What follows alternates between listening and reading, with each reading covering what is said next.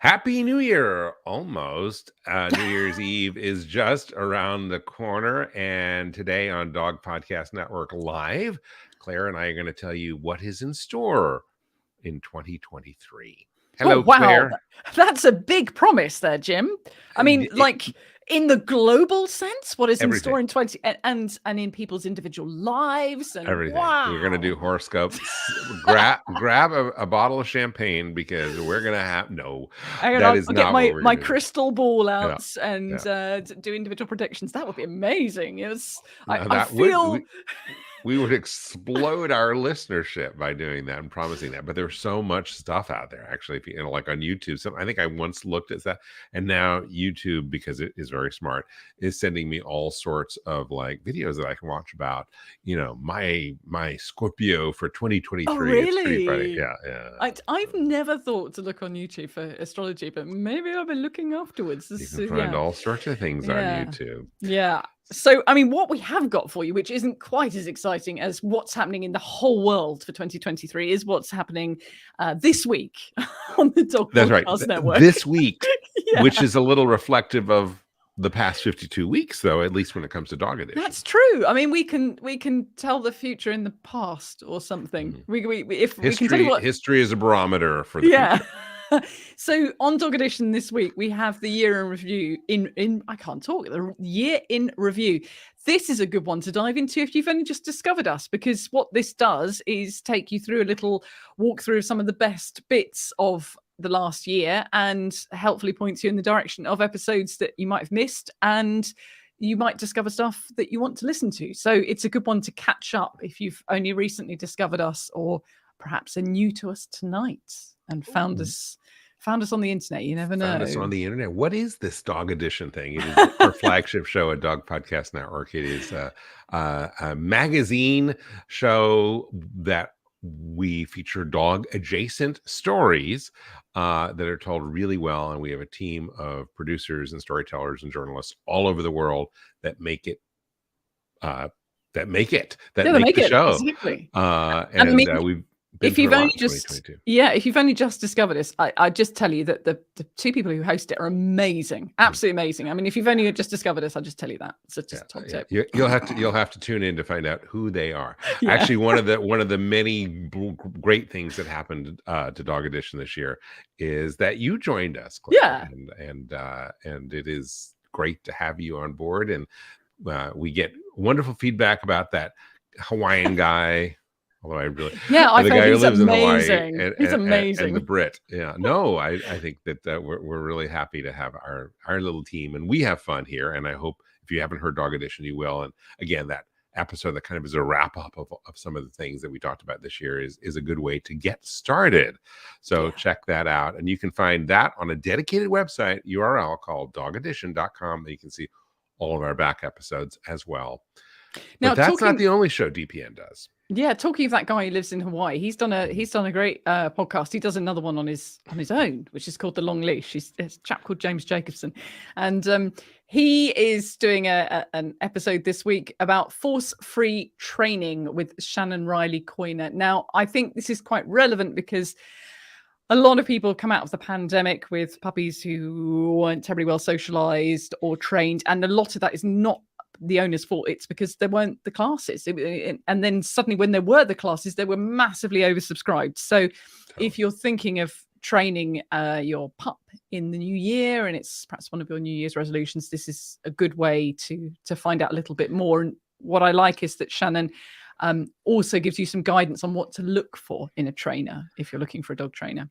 So this is our rescue dog who we are rehabilitating. Everyone thinks this is going to be a foster fail, but anyway, Chloe definitely never really got trained. So I am boning up on training, and I got to say that the training techniques, some of the ones that Shannon talked about in its force-free methodology, is so different from the original way back when I was, 21 years old, a few years ago, when I had my first dog and I went to dog training school and learned how to train a dog. It's so different from leashes and harnesses to just to treats, and it's such a different thing. And we talk about the evolution of dog training, and it is pretty extraordinary. And so it's a really cool episode. You can find that at longleashshow.com as well. And Dog Cancer Answers this week is easy ways to improve quality of life for dogs with cancer with Kate Baisdow. Mhm. And this is about things that you can do to make your dog feel happy and fulfilled and to increase that human animal bond. And I would imagine as well, I don't know if they touch on this in the episode, but by making your dog happy, there is all this link to healing, isn't there? That if you're in a positive mindset, that helps with healing, certainly then with humans, and I would imagine with dogs too. Right. And they also talk about things like meditation and massage and emotional management exercises, because that type of stuff is useful, if you have a dog with cancer or if you're just training a dog, some of those things. One of the reasons that Chloe is uh, uh, winding her way into my heart is I do meditate with I do meditate every day, and I wrote a book, How to Meditate with Your Dog. And Chloe, within the first day or two here, recognized that she could probably curry a lot of favor by meditating with me. So these little things that you can do that are free can really improve the quality of life for you and your dog. And doing it with a dog that has been diagnosed with cancer is even more important, and actually has shown to be beneficial in ways that are similar to some of the more traditional medical interventions.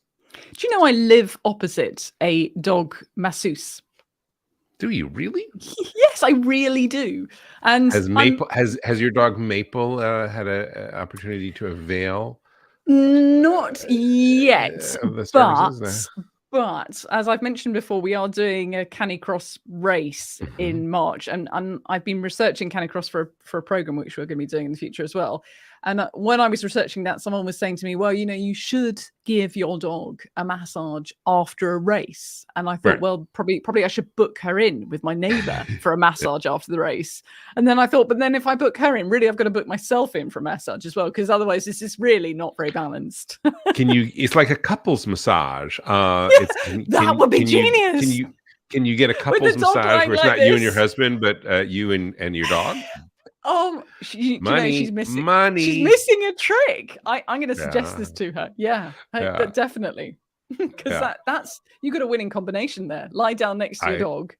I think Yeah. that's definitely a thing. I don't know about the health regulations related to having a massage establishment where you're getting dogs and who else. So, but I like that. That's good. Okay, we're gonna do that. Yes, I think it's a good idea. You I should think there's explore that. there's a really Research it. interesting thing about sort of all the amazing alternative therapies and stuff that are available for dogs now. You talk about how training's changed, but gosh, how the things that are available for dogs have changed as well. It's amazing. Yeah. So Steve, yeah. thank you. We're getting, not only that, we're getting comments from people who are joining us, which is always fun. So he says our stream looks good. There are too many ways of making jokes about that. Yeah. I was going to say there's just too many jokes. We're just going to go on because Dog Podcast Network is PG rated.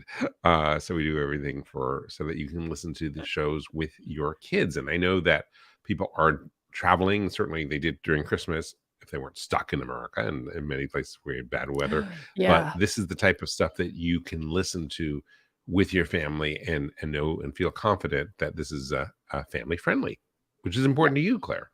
Absolutely. Yeah. I mean, my daughter, who is 7, is a big Dog Edition listener.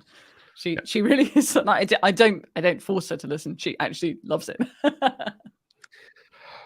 So, what are your plans for the New Year's? What happens in New Year's Eve?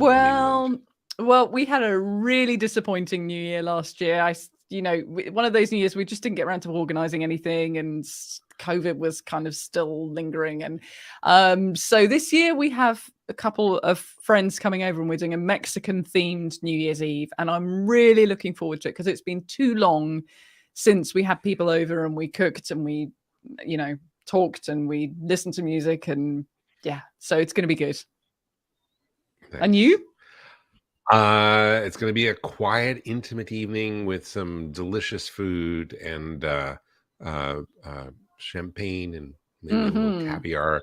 And I look forward to it because the one of the good things about Chloe, another positive trait about this dog, whoever ends up living with her, is that she is not totally crazy nuts about fireworks, Yeah. which obviously most dogs are, but for some reason, it's not that she loves them. This isn't like, oh, wow, fireworks, but she's like, evaluates and listens. And unfortunately, here in Hawaii, there are a lot of illegal fireworks Mm. that people have been launching already and then will be on New Year's Eve. So it'll be a little less frenetic, I think, than other years where we've had dogs who were highly reactive and basically we had to like shut all the windows and doors to try and put thunder shirts on. I think it may not be Oh, as crikey. Yeah. traumatic for this little dog who is only 6 pounds, but seems to be really brave.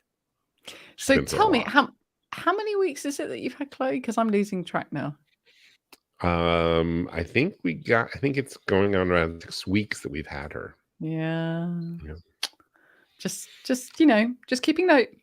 I know. You're not the only one who's keeping note. We don't know. Oh I well. will say that Chloe has been eating really well. We have improved her diet massively. We are using the supplements that Hmm. I support, EverPup, that helps support Dog Podcast Network, and Chloe is doing a lot better. There's literally a whole bunch of stuff, and it's kind of interesting to see a dog The uh, change, yeah. change in 6 weeks. It's just like, huh, Yeah. this stuff really works. So it does make a difference. And so that's kind of neat. And I could go into that ad nauseum, but I won't bore you. But I think Chloe is. If I were betting, maybe we should do a lottery. Is Jim going to keep Yeah. Chloe? No, I don't Yeah. think we should. Hmm. Hmm. But because we're just fostering, she's just a good dog. Hmm. Hmm. So is she, Um, are they active? Is anyone actively seeking, is she like Oh, we haven't advertised begun anywhere? we haven't begun we haven't begun the marketing yet. No, We okay. wanted to we wanted to rehabilitate her first, because Okay. when she came, she was not she was not highly marketable, No. but she's a lot better now. Oh, I So get that. I get that. yeah, Yeah. we're just refining. Hmm. Okay, I know what people are thinking at this point.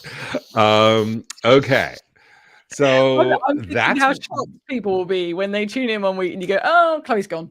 yeah. People will be like, She went "What?" to a better family. This is the guy who does Dog Edition? What? Yeah. Yeah. Yeah, no, I mean, I do believe in fostering. I do believe that, No, it's sometimes very you can important. rescue a dog and make it Hmm. better and rehome it, because Hmm. there are a lot of dogs in need of that kind of love and attention. You don't Yeah, and then you necessarily open the have to keep the door dog. to bring another one in Right. that you can Right. Right. So rehabilitate. So yeah, I get it. there's some merit, to being a really good foster family and rehabilitating the dog and making it a little bit better, and grooming it and making sure it has the medical attention it needs and the food it needs. So that is what we are focusing on right now. But I it is not beyond the pale to think that she will stay with us. But it's not in this Well, it's not my assumption. watch this space. Yes, we will continue letting you know about the saga of where does Chloe live. But she will be with us certainly through the end of 2022. And that's just days away. So I'm looking forward to 2023. Claire, we have some really cool stuff happening at Dog Podcast Network. We don't record, this is live, but we Mhm. do this after we have a production meeting with our team for Dog Edition. And we have some really cool stuff that are in the works that you should be listening to. So if you don't already subscribe to our podcasts, please subscribe in your favorite podcast app or on YouTube. And you can find all of our shows at the URL that is in the description here, shows.dogpodcastnetwork.com. I think that's all And we we have will for today. Yeah, and we will see you the same place, same time next week. We will see you next Thursday. Take care, everyone. Happy New Year. Stay safe and give your dog a hug. Bye-bye. Happy New Year.